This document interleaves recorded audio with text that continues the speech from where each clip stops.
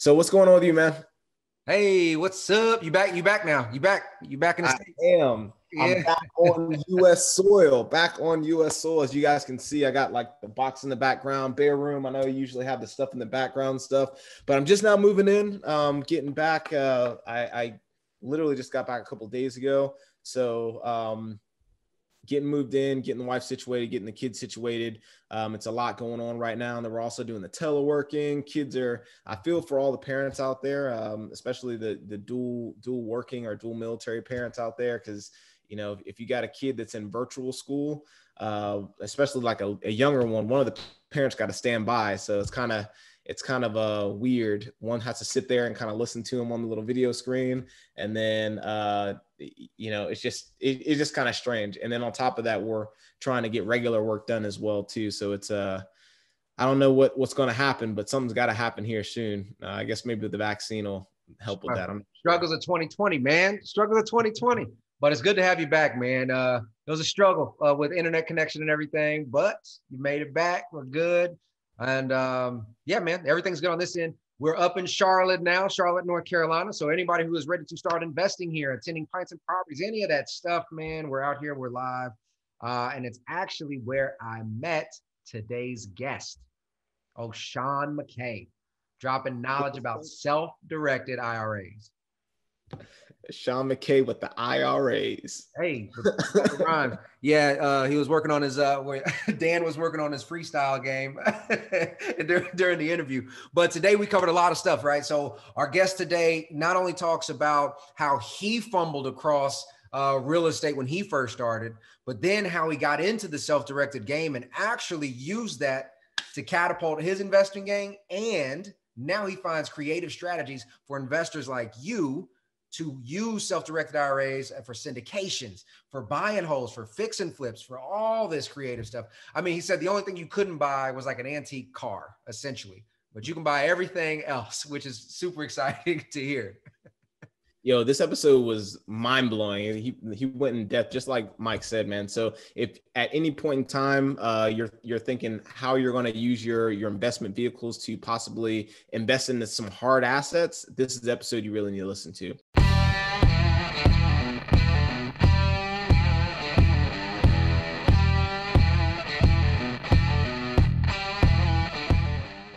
All right, we got Sean McKay talking about self-directed IRA, right? You saw what I did there, a little rhyme, right? So can you please let us know a little bit about yourself, what you do, where you're from, and yeah. Absolutely. Yeah. Well, Dan, Michael, thank you so much for having me. It's a pleasure to be on your podcast. And as you said, with American IRA, so we are a self-directed IRA and 401k provider. And so I'm sure we'll kind of dig into what that is and how that service can help people. But basically my background is actually I'm a failed full-time real estate entrepreneur. After college, I tried to go in just all in on transactional deals with wholesales, flips, and what have you. This was around 2007-ish, and I'm originally from Florida. So there were people that did it. There were people that came out the other side. I did not have the skills. I did not have the knowledge or the expertise. So it did not work for me. So I got the lifeline of the century. I actually knew our owner at American IRA as a real estate entrepreneur. And so I'm talking to him about my deals, and I'm just basically saying how I'm just falling flat. And he said, well, I have this financial services company. It's around retirement accounts. And as you can imagine, someone in kind of your mid to early 20s, that's not necessarily a super exciting career path when you're trying to be that entrepreneur. But I realized pretty quickly that was a lifeline. So it's been great. It's given me the opportunity to really learn from a lot of real estate entrepreneurs. A lot of our clients tend to invest in real estate with their IRAs and 401ks. And so ironically, having this day job and being a service provider for other real estate investors has been incredible for me to be able to learn how to be a better real estate entrepreneur. So really since that point, my wife and I, we've been kind of slow and steady in building a rental portfolio. For us, it's been kind of the 1 to 4 unit mix.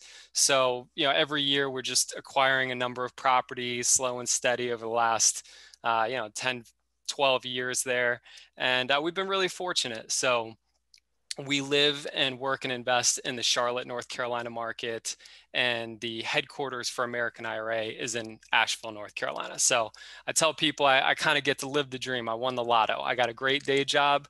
I get to learn and grow in my real estate knowledge and experiences as well. So I got to ask, I mean, obviously we're going to talk about self-directed IRAs here, but what got you interested in the beginning in real estate? What was it?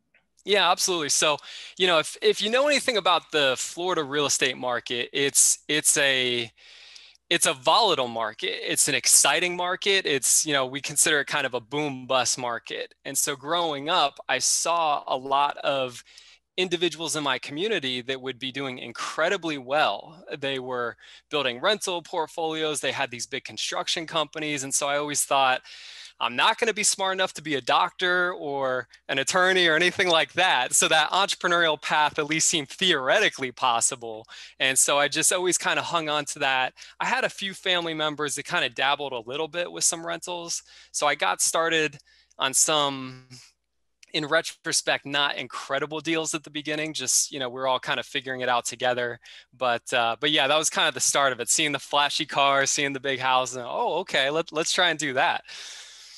That brings up a great point, because that's what attracts a lot of people. They see the flashiness, they see the success, but then what they don't realize is that's 30 years in the making, 10 years in the making. And you're a great case study, not to point it out that way, but it doesn't necessarily work that way. Absolutely. I got a question as well. Talking about real estate, right? So I know we're going to get into self-directed IRA, but you mentioned something that I found very interesting. You said, hey, you got into it and you failed at it. What was it that you think you did bad on? What one lesson learned from that perspective, at least? Yeah. What's one lesson learned there that maybe looking back at it, maybe you would have done differently?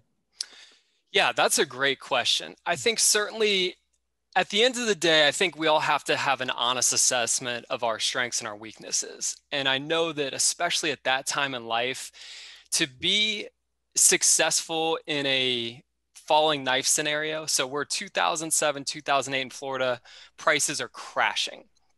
And what I realized was, in retrospect, the people that were able to do well in that were able to quickly pivot and understand. I tried to work short sales, but I wasn't finding that niche. And I think really I was the type of person that I needed more life experience so that I could add more value to those situations. Some people just kind of naturally have that. I've had to kind of build that through my corporate life to understand how to be a better problem solver. So I think ultimately, again, no excuses. People did well with it. I just didn't have some of those entrepreneurial natural skill sets to help me to kind of evolve and kind of read the tea leaves with where the market was going. I love that, because it's everything about this, and I preach this all the time, but real estate, or anything actually, in order for success, it's all about problem solving. It's all about problem solving. And some people are naturally gifted with it, where others, they have to take other, paths in life to actually gain that experience. And although you failed, you decided to pursue financial services in a different light, but yet you still invest in the real estate today. So what was that deciding factor, even though you fell flat on your face, to say, hey, I'm still going to invest in real estate. I'm going to have a day job, but do this on the side? Yeah, absolutely. So, one of the great things that I've learned from our owner, from some other mentors, Chad Carson, different people in that space, is that they basically explained to me, listen, Sean, you need to play two games. There's the game of putting food on the table for yourself and ultimately for your family. And then there's that long-term wealth. And so really what we recognized was American IRA has been more than the opportunity to just simply put food on the table. But that was that game. That was the paying your bill game for the most part. And then the rental properties was ultimately what we were constructing for that long-term wealth, so that if, God forbid, the owner calls me up one day and says, hey, sorry, you're just not much of an asset for the company, we're moving on from you. We have that rental portfolio so that, we can kind of figure things out and still pay our bills from there. Ooh, I love that. I love that. And that same mindset, right? How you talked about, there's two games, right? The basically putting food on the table, and then also the wealth generation games. Same thing with the military, right? you guys know we make a pretty good living. Most of us make a pretty good living in the military, right? And that's putting food on the table. But you got to take some of that and put it in and work your long-term goal as well. Work that wealth building goal as well. So that's awesome. I like that you put it in that perspective. And same thing can be applied to the military. Awesome. Absolutely. Awesome. Yeah, I've never heard of it called that way. Go ahead. Now I was going to get into the IRA. Yep, I'm ready for it. Yeah. Hey, let's dive into it. So let's start at the beginning, right? For those out there that don't know, what is a self-directed IRA? What is this all about? Yeah, absolutely. So really, when we think about retirement accounts, to me, there's kind of three ways to think about retirement accounts. There's the world where you're going to deal with an institution and you're going to have an advisor that makes all the decisions for you. And there's nothing wrong with that, but you're choosing a path to be completely passive and completely removed from the decision making and the thinking behind your finances. So that's kind of path number one with advisors. I have a lot of respect for that world. That's what my dad did for decades and decades. That can be a path that works for people. Path number two is where I call it a semi-self-directed world, where you are picking a platform like a Vanguard, a Schwab, one of those companies where you can go online and you can pick the investments for your portfolio. You can pick your own stocks, bonds, and mutual funds. I call it semi-self-directed because even though you're picking the investments, it is self-directed, you're limited to financial products. So then you go to the third world, which is where we are at American IRA. And I'm the first one to say this isn't for everybody. There are some people, they just don't like to deal with finances. They don't want to think about their money. They want a third party handling that.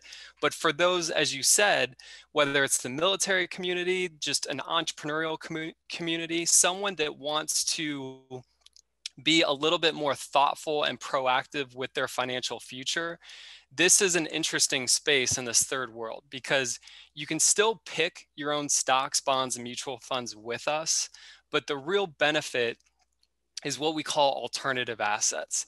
So I mentioned earlier, a lot of our clients are real estate investors. So real estate is certainly one of the avenues our clients can explore. Basically, in a nutshell, with a self-directed account, you can invest in anything that is not collectibles and life insurance policies. So you could invest in privately held companies. You could invest in precious metals like gold and silver. You can invest in different real estate opportunities. I hear some of the craziest stuff you've ever thought of, but they have an expertise or a knowledge or an interest in something. And again, as long as it's not collectibles and life insurance policies, most of the time you can make that investment. Can you explain what a collectible would be? Yeah, sure. So this is really defined by the IRS. So the IRS has a list of, let's say, vehicles, for example. So sometimes old roadsters, like from the 1920s, really cool antique vehicles would be considered a collectible vehicle. There's also certain coins, for example, that are deemed to be collectibles. And really, I think when you boil it down, it's typically assets that are very difficult to put a value on. So, you go into an antique store, someone might think the lamp is worth $10. It could be a very interesting, unique lamp that's actually worth $1,000. Who knows? But I think that's really where it comes down to, is the valuation hurdle usually is what to the IRS says, let's not make that something that retirement accounts own. Okay. And so when we have this self-directed account here, the individual now has the full control to say, we can either do it in stocks, bonds, or any other financial asset, or these alternative assets to include real estate, private held companies.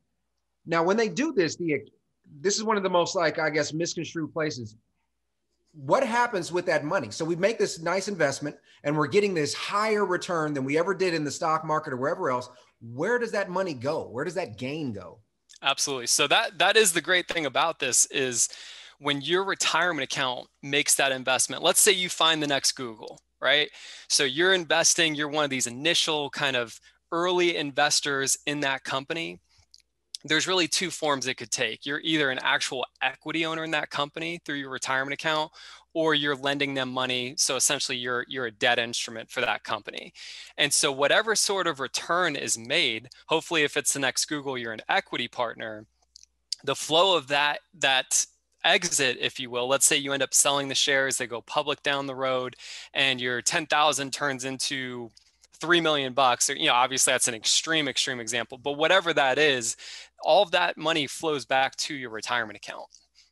Nice. Now, so that was equity. It kind of seemed like a lot of that's equity. What about cash flow and real estate, for example? If you have rental properties, obviously the equity is going to be retained in the IRA itself, but can you withdraw the actual cash flow, the rental income, without it being a taxable event?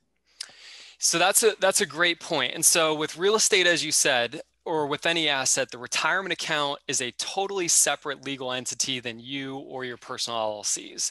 So if the retirement account is the sole owner of that rental property, then it receives all the benefits of the income or the sale of that property. And then conversely, it pays all of those expenses if, the roof goes out or the HVAC or something like that. But you can use some creative strategies. So we'll see clients that will say, I want to also have a personal stream of income from that rental. So you can actually partner your personal funds or your personal LLC actually with your retirement account and split the income and expenses in a certain type of ratio. That's why we have you on the podcast, Sean. That's what I'm talking about. Yeah. Did y'all hear that? So that's a beautiful thing. So for those of you who don't know, and we try to educate our audience as much as possible, but that's exactly right. The self-directed account is its self-sustaining entity. That means if you purchase something 100%, all cash flows, all proceeds, all dividends would go right back into that account. But a creative approach would be to have an equity partnership with the entity. Yes. Yes. Stuff. And here's what I'll tell you. In the self-directed world, you have different companies that focus on different elements. So we have some companies in the industry, they're great with digital assets. We can allow clients to do that. I'm no expert on that. When we get into the real estate asset class, we are the best in the business. We go deeper in terms of strategy. We have a much different understanding of creative techniques. And so, anywhere you guys want to go with that, we can, get as wild as you want to get with different strategies with rentals, acquisitions, and what have you. I think that's super important to have people on your team who can help you problem solve like that. Yeah. Dan, what you got? No, very true. The teamwork makes the dream work, right? Hey, so I got a couple of questions, and these are questions I think a lot of people are asking, including myself. So TSP, right? In the military, we have most people's go-to is the TSP, right? The thrift savings plan. Can I take my TSP and roll that over into a self-directed IRA? And if so, how does that work? Yeah, I'm glad you asked that. I was hoping you'd want to dig into that part of it. So the TSP is, as you're very well aware, it's a great product that the military has put into place as essentially your employer. Mm-hmm. So employer sponsor plans, 99.9% of the time, and certainly is the case with the military in every case I've ever seen, typically you need to wait until you're no longer active with that quote unquote company or, active in the military in this case.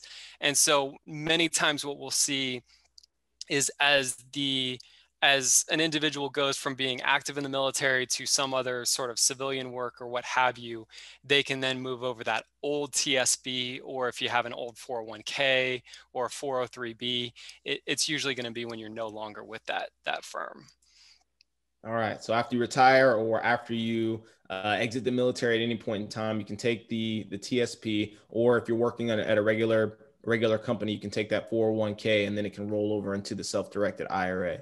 Absolutely. And we do also see some individuals, even while they're active, they decide to actually open a IRA as well. So it's kind of supplementing their TSP. So you can also take those steps forward. And one of the cool things we do is we actually don't charge our annual fee until you make your first investment. So if you just simply want to establish a new IRA, like a Roth or a traditional, make your annual contributions, and then over time, either partner those with your personal funds or partner those with the TSP when you're able to move that over. There's some ways you can structure that as well. Awesome. I got a question for you. So I guess it's a two-part, but since self-directed is its own thing, typically we are told that with an IRA or with the 401k that's employee sponsored or employer sponsored, there is a contribution limit. Does that limit change at all with the self-directed product? Yeah, great point. So the rules and regulations for the retirement accounts are identical. So whether your IRA is with Schwab or your advisor or with a group like American IRA, it's the same contribution limit, the same ability to take distributions, ideally in your retirement years. So the functionality of these quote unquote self-directed accounts is identical to any other. And what's the retirement age right now? So at 59 and a half is when you can start to pull monies out without any sort of prepayment penalty of the 10%. Now, there are also some accounts like Roth IRAs, for example, the money that you actually contribute to the Roth, you can actually always pull out for any period of time for any reason. So kind of that principal contribution can be pulled out. Now, obviously, hopefully you compound that money, but if you get into a pinch, you can pull that out. Yeah, that's extremely important to understand because there's so many people who are afraid, they may be actually in a financial distress situation and they're afraid to pull out their contributions. But Sean just said your contributions, your principal of contributions can be pulled out without penalty. It's the gain that you have to be careful of. Now, is the 401k, the solo 401k, is that contribution, what is the max limit on that one for the annual contribution? Yeah, absolutely. So with the solo K, that's really just very quickly, that's kind of the retirement account for the self-employed individual that does not have any full-time employees. A caveat to that would be if you have a spouse that works in the business or what's considered a quote unquote highly compensated employee, you can actually work with your CPA usually to structure that out properly. But the solo K, basically, we call it kind of the retirement account on steroids. So a huge contribution limit. You're looking at 58K in we're looking at 2021, right? So we're kind of at the end of 2020. So 2021, we're going to be at 58K or 64.5 if you're 50 years old or over. So 58K if you're under 50, 64.5, 50 and over. And so that's a great tool. Obviously, you can put more money into that account versus a Roth or a traditional where you're relegated to $6,000 contribution or $7,000 if you're 50 and over. It also has some interesting tools to it. So for example, you can borrow from that solo K, 50,000 or 50%, whichever is less. So $30,000 account, you could borrow up to $15,000, for example. Now, I'm going to get way too deep into the weeds here, but with a solo 401k, you can actually, with IRAs, you need to be careful if you're going to use leverage. So if you're going to use mortgages with retirement accounts, there's a whole discussion around how you're structuring the deal, what the exit's going to be, because there is a possible for a tax consequence. With a solo 401k, as long as you're using the leverage on the initial acquisition of the property, you negate the actual possible tax consequence. So solo 401k in a lot of ways has some very unique features to it. And so that was going to go ahead, Mike. Go ahead. No, go ahead. No. The solo 401k, I just want to highlight it to the audience there. That feature where you can borrow 50% or 50,000, whichever is less, is actually very similar to what the thrift savings plan offers us currently. Just understand that the amortization schedule is only a 5-year period, even though it's a small interest rate. So the monthly payments are absolutely absurd. I just kind of really wanted to highlight that, but that is a very unique thing that if you are interested, if you are self-employed, definitely dig into what that solo K can do for you. Go ahead, Yes. Dan. Great point on the amortization too. Absolutely. Yeah, so that was going to be my next question. You kind of touched on it there. So let's just give an example, right? I just retired as an E7, right? I just got out of the military. I've been investing in my TSP this entire time. So I got out. I want to roll over my my TSP into a self-directed 401k. Let's just say I have like $50,000, right?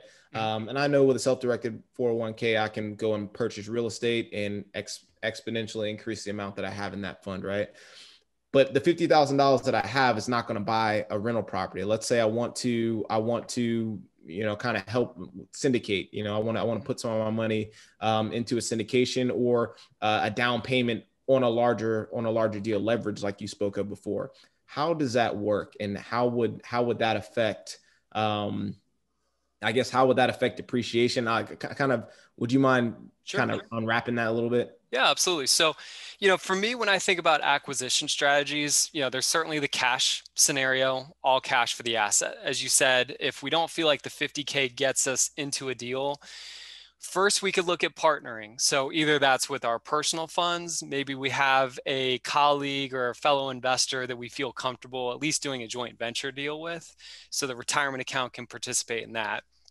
Then from a levered standpoint, for me, I look at it and I say, there's the world of private lenders. So any individual or just kind of small time lender that's willing to lend to you, it does need to be a non-recourse loan. So essentially, you as the account holder cannot personally guarantee the debt that this retirement account is acquiring. So it could be either a private lender. There are a couple of institutions that will give you those non-recourse loans. It's tougher to get. They get to cherry pick. There's very few providers. So I'm going to tell you on the front end, you're going to want to probably do some research ahead of time. There's literally 2 or 3 nationally that we see closing any reasonable percentage of the loans that our clients offer to them. And then also, I just love that seller financing world. So for those of you that work those off-market deals in North Carolina, for example, I'm not an attorney, all that fun stuff. By definition, if a seller is financing a property, it is a non-recourse debt structure that they're creating with you. So I love to see, I've done some deals. I love when clients utilize their retirement account. They put that $10, $15, $20,000 down payment with that seller. And then that seller is going to carry the financing for them essentially to their retirement account. So you can lever up that way as well. Talking about some creative stuff here now. Yeah. Mike is over there like just. Yeah, I'm feeling it. I like it. It's cold, but I'm getting hot. I love that creative stuff. Yeah. Shout out to the Elite Investor book back there, if you haven't heard of that, because that talks all about different creative strategies, and that was written by your very own Mike Glaspie there too. So beautiful. I got to pick that up. You got to throw a little plug in there every now and then. All right. So we talked about the different products. We talked about a few different creative strategies. Now, if somebody has an account like this, what does the general process look like from, informing American IRA that, hey, we're ready to do our draw, we're ready to invest in something, identifying the asset? What's the typical sequence that would go? Yeah, great point. And so really, understandably, most investors, they want to find an asset or a potential opportunity before they get the ball rolling with their retirement account. The challenge with that is we're, as you said, involved in the very beginning of the process. So the offer to purchase, or if it's a large commercial deal, the letter of intent to purchase, we're involved from that very first step. So the key is to always just get first your account established. So we have application kits to create either the IRA or the solo K. We then ask to do just simply even a partial funding. So it's an active account. So if you want to put $1,000 or $2,000 in there, or move over just a small amount from an existing IRA or 401k, so it's an active account. And then once you identify whether it's the single family house, whether it's the syndication deal where you're participating in a 200 unit apartment complex, or, Michael, I know you're involved with hotels, all those sorts of things, you want to make sure everything's lined up so that you can take advantage of the opportunity when it's given to you. Excellent. That brings up a really good point, because there's so many times that, especially newer investors, they'll identify that great deal and then they'll scramble to get all of their other resources put in place. And I always recommend that you get that foundation set first. You find the financing, regardless if it's going to be something self-directed, private money partnership, you have your team in place, your managers, your contractors, whatever it is, and then go out and actually search for those assets so you can move quickly when the opportunity presents itself. Great point. Absolutely. And no judgment. I do it myself. It's a lot of shooting the name. I get it. I'm just saying, especially with these retirement accounts, you need to really be structured with it. Absolutely. So what about the time period, as far as, like we talked about, we find the asset, we know the asset that we want. I understand that we typically want to get the finance structured first, but how long does that take? Like between me coming to talk to you and saying, hey, I have this much that I want to roll over into the Self Directed IRA, and then, hey, when can I actually purchase? Absolutely. So getting the account set up, step one, very quick. We receive the application kit, assuming it's all filled out correctly. Within essentially a business day, the account is opened. In terms of getting the account funded, that's the big variable because that will be predicated on the current custodian processing that. As a general note, if the client's willing to follow up with institution X as well as we do, that will expedite that process. I would factor in, frankly, a couple of weeks for that current custodian to wire the funds to us, send a check, whatever the case may be. So that's kind of phase one. Phase two, phase three, again, it's going to vary depending upon the strategy. So if it's a syndication deal, I do a lot of syndication deals in terms of as a American IRA team member. So a lot of those syndicators come to us and they say, hey, we're going to be moving on this, again, hotel, apartment complex, whatever it may be. I like to kind of front load the documentation for that LLC because really from our perspective, the client is investing in the LLC. So send us the subscription, operating agreements, all that kind of good stuff ahead of time. We'll run that through compliance, get everything buttoned up. And so then when you start rolling the investors in, then we're a little bit cleaner. We have a certain processor designated for that investment that they can move through. If it's our client just kind of working on their one-off rental property, then really we're involved in that offer to purchase. So you send that document to us, we sign that, send that back to you, the realtor, the closing attorney, wherever we are in that process. We're sending the earnest money or due diligence money if that's there. And really for the closing documents, we're in constant communication with the closing attorney or the title company, or depending upon the state that the client's in. But basically we need to have our closing packet at least 48 hours before the day of closing so that we can run that through compliance and make sure that it's nice and buttoned up for the retirement account. Well, it sounds like, so you basically do all the heavy lifting, basically. I mean, it sounds like, you are literally the intermediate between the person, the actual self-directed IRA, and then the person that's closing, or whatever the entity is that you're closing on, whether it be syndication or the one-off rental property that you're talking about. So that's smooth. That's smooth. I like Absolutely. it. So I got a few, I guess, rapid questions here, but that the IRA itself, or whatever that retirement account is, since it's self-directed, does an LLC or another form of entity need to be structured to actually hold it? Yeah, great question there. And so it does not need to be in place. So what I will tell you is probably 90+% of our clients simply have the retirement account directly own assets. So whether it's the private stock, the real estate deal, the IRA or 401k is going on title as the owner for that asset. Now, as you alluded to, retirement accounts can become members either as the sole member of an LLC or a multi-membered LLC and be structured into a deal through that. As with anything, there's certainly some pros and cons to that, but either structure is available. Okay. And for people who are doing things like, I'm pretty sure I know the answer to it, but something where you're doing a sell and you get a large capital gain. It can be something similar to a 1031 exchange, anything like that. Are they able to transfer lump sums over as long as they don't exceed the threshold? Or is there ever any point in time where they can exceed the threshold with a large lump sum?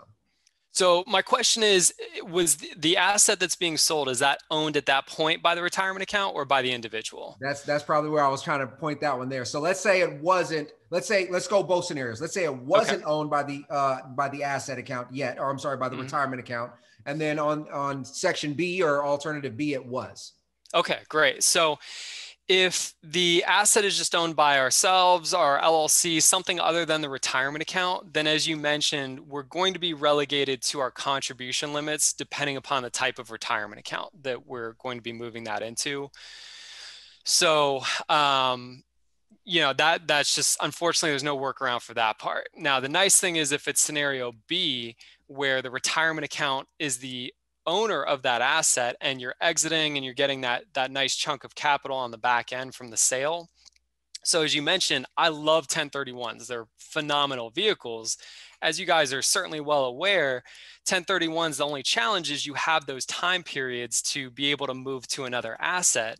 The great thing about the retirement account is you could sell that asset, the money flows back to your retirement account, tax deferred or tax free, and it might be a year before you find another opportunity. There's no trigger of a very short time frame to be able to be tax efficient with the purchase and sale of assets. So again, 1031s are phenomenal, but this just kind of gives us that extra benefit with being tax efficient. And the way I look at that is many people talk about trying to use flips and then 1031ing their capital gains. The issue with that becomes typically the profit margins in a flip are not big enough to truly qualify for a 1031. And then when you're looking for that additional asset on the back end, that it's not enough capital to actually buy something of substance. But with an IRA or with a self-directed retirement account, you can do those flips, and correct me if I'm wrong, but you can do those flips, protect that capital gain, and then just continue to grow your portfolio from there. Yes, absolutely. And we spoke about possible tax ramifications earlier. Now, the cool thing is if you're going to have a tax ramification, let's say it's an IRA that's levered up at the time of sale, you can actually use a 1031 inside of an IRA deal to then kind of get the same benefit and make sure that your IRA is not paying taxes for that tax consequence on the deal. So yeah, you can layer it. There's a lot of cool things we can do. Absolutely. Just stacking these things. Yeah. Oh, okay. All right. So you got like like yeah. Some boxes and boxes and boxes and things. That's right. With the self-directed IRA, if there are capital gains, let's say we do that method like Mike was talking about, and we decide to flip within the self-directed IRA, those capital gains, are those taxed at different rates? Because we said the self-directed IRA is its own entity. So how does that, tax bracket wise, I mean, how does that work?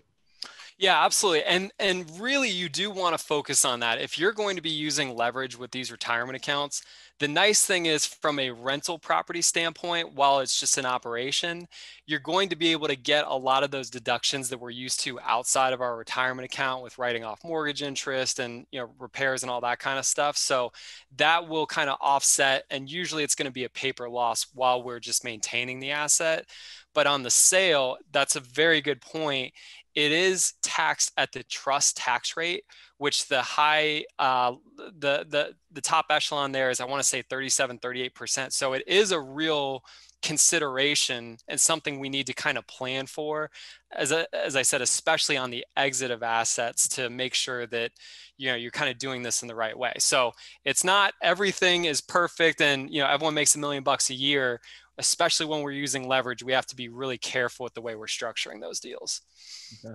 That's when you want to get that CPA. So if you guys haven't listened to the episode with my buddy Nick Aola, go ahead and check that out. And we talk all about it. So absolutely. Yeah. And also picking the right retirement account, because we find that a lot of CPAs love a SEP IRA, for example, which are great vehicles, but those individuals are also eligible for the solo K, and they were going to do a levered deal. And as we know, solo Ks are a lot more beneficial for levered deals versus SEP IRAs. So it's really imperative that our CPA is not only aware of kind of our situation, but what is our strategy going to be with this retirement account, so they can help us kind of find the best fit there.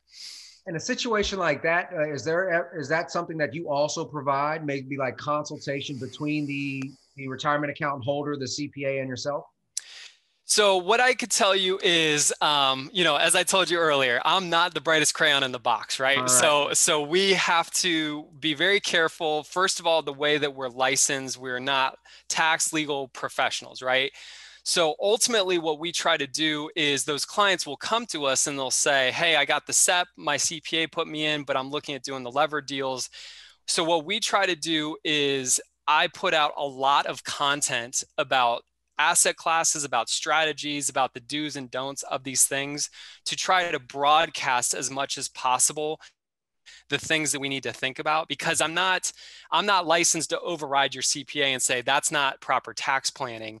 If the CPA wants to bring us into a conversation, I don't want my team involved with that, but I'm happy personally to get on a call and kind of run through some scenarios, always deferring to that CPA because they're more aware of the client's full situation.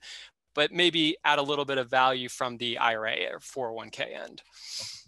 And one last question I really had was the conversation or the question always comes up. Can you have more than one retirement account, more than one Roth, more than one traditional SEP and so forth? Yes. And that is certainly a big misconception. So you can really have as many Roths, as you said, traditionals, what have you. But really what we have to be careful of is that amongst all of those accounts combined, we have to stay within that contribution limit. So you can have 15 different Roths, but amongst all of those 15, if you're 50 plus years old, you're relegated to 7,000 collectively that you contribute to that.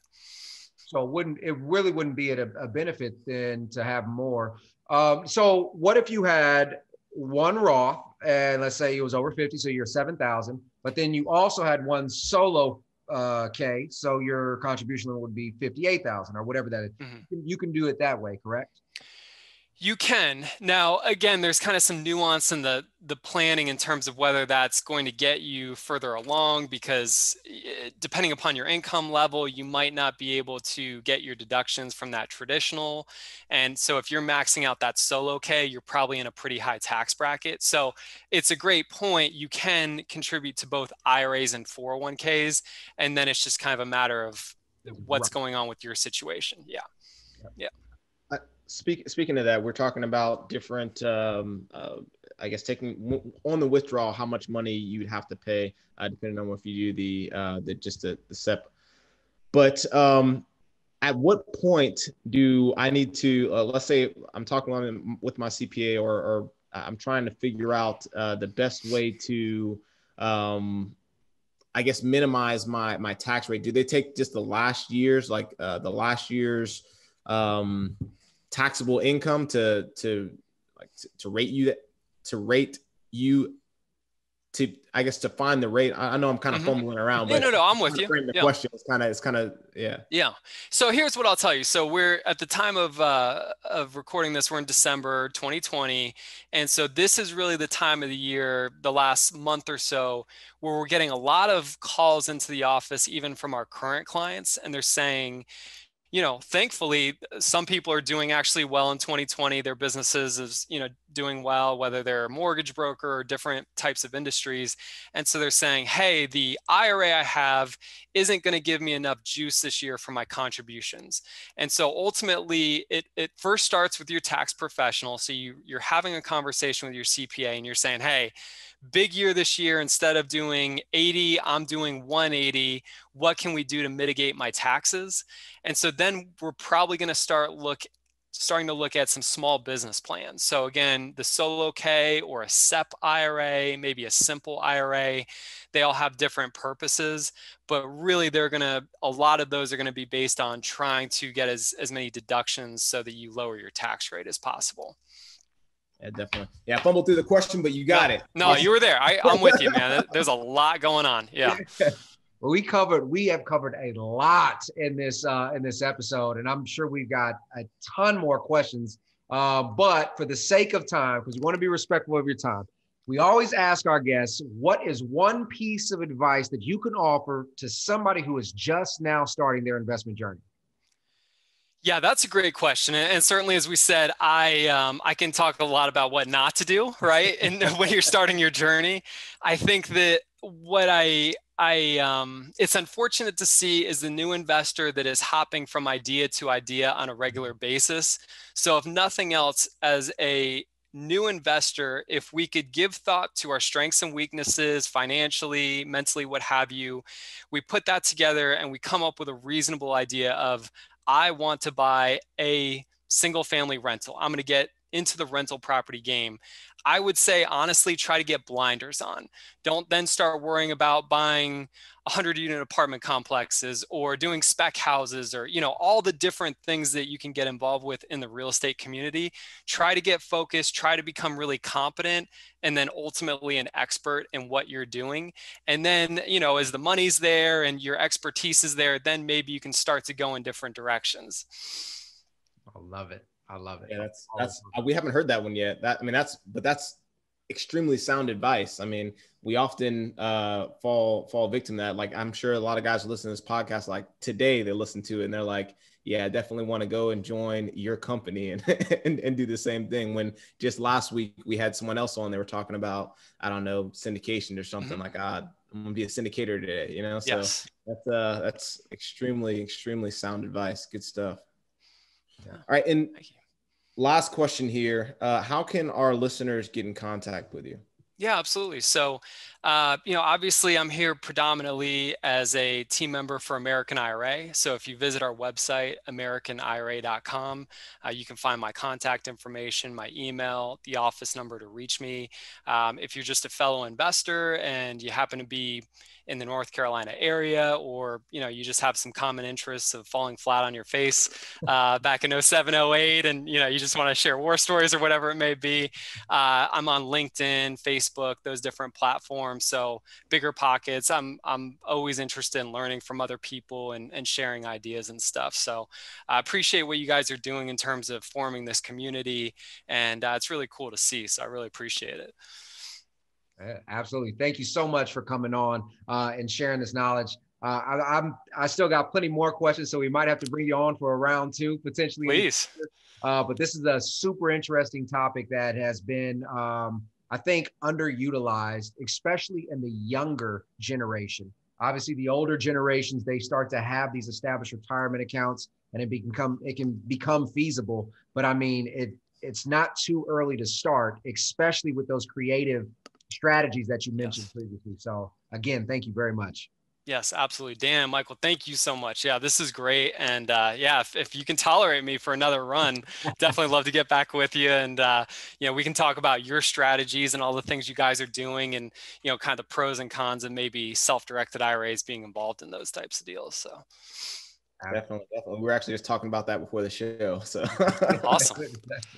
Yeah, man. Hey, but thanks for coming on again.